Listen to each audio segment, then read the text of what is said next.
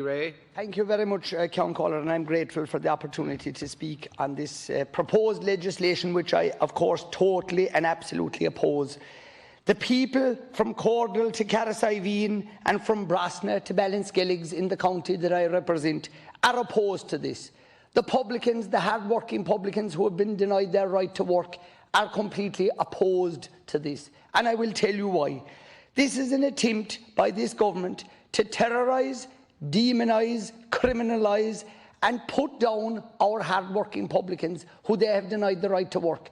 The rest of Europe, other governments, other countries, other health agencies, other health authorities, they've all seen fit to allow their publicans to open their doors. And for some unknown reason, the hatred that some politicians in this present government and the last one have for publicans is coming through to the fore in trying to, like at a time when there are so many other things that they could be doing, that they're coming before the House and that there is actually legislators inside here who are going to support this. For what? The doors are shut.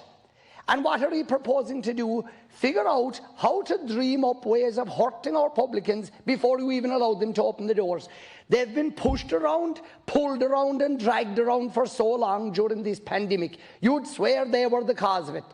The exact opposite is the case. These are responsible people. They're regulated people. They go before the courts every 12 months to be allowed to operate and to continue to get their licences renewed. And I'm pleading with the government, will you please come off your high horses and leave the publicans alone?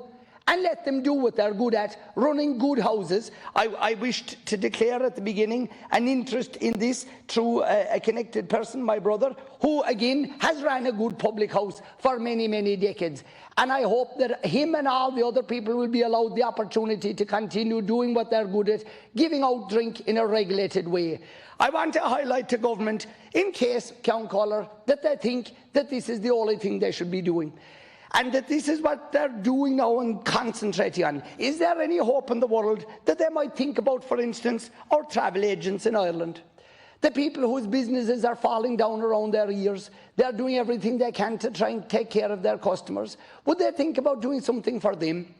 Would they think about doing something maybe in line with complying with the commitment that they gave on the 26th of June when they gave a pledge to the people that they sold out, when they gave in to the Greens and gave away our proposal to have a Shannon LNG facility? They promised a task force at that time, an exchequer-funded task force. Is there any chance that they might honour that commitment?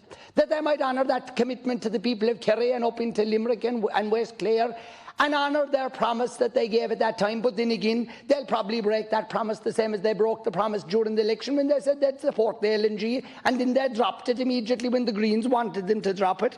Is there any chance that they might think of the people that want to go to school, the parents that have been contacting me saying we cannot get a place on the school bus because in their infinite wisdom they reduced from 100% to 50% and then stopped dealing with the people who were looking to pay their fees and to get a seat on a bus?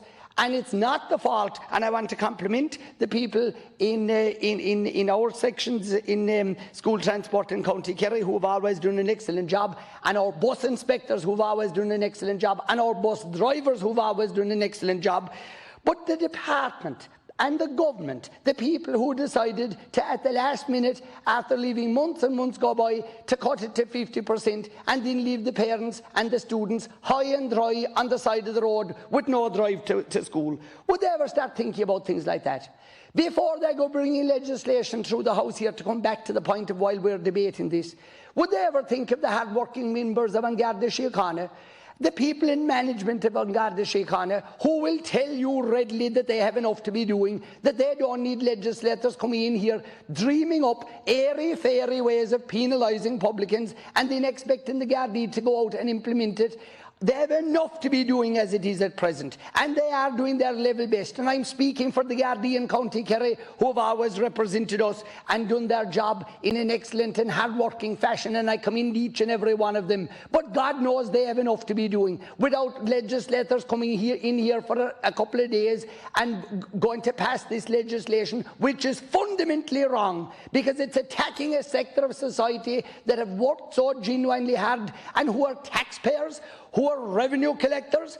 They're underneath the thumb of revenue. They're collecting VAT and excise duty on a monthly basis for the exchequer. And what thanks do they get for it? They're being penalised, criminalised and demonised for no good reason, health-wise or any otherwise. And I again would ask you, Count Caller, where is the health and medical evidence that can prove that if our pubs were allowed to open, that they would do 1 centina of harm to any man, woman, child or individual in this state? And thank you very much. Thank you very much. Now we're going back to